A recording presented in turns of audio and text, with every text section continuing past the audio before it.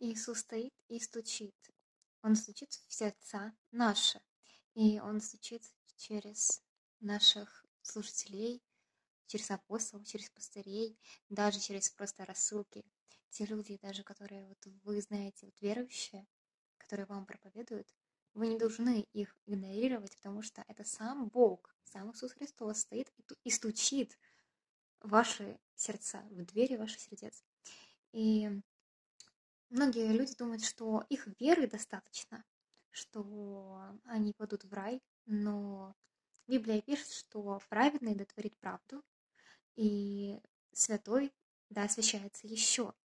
И вообще, когда вот придет Иисус Христос, Его второе пришествие, Он воздаст каждому по делам Его.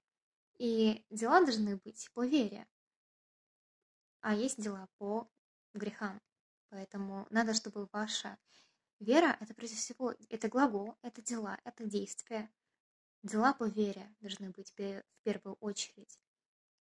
То есть, сколько ты молился, спас людей, проповедовал, а не сколько ты грешил.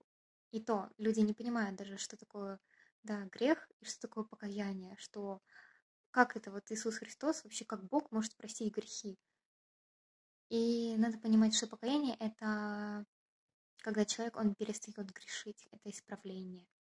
Это не просто ты сказал, вот я каюсь. Нет, это полное изменение образа жизни человека. То есть принести достойный плод покаяния. Вот о чем говорит Библия. Аминь.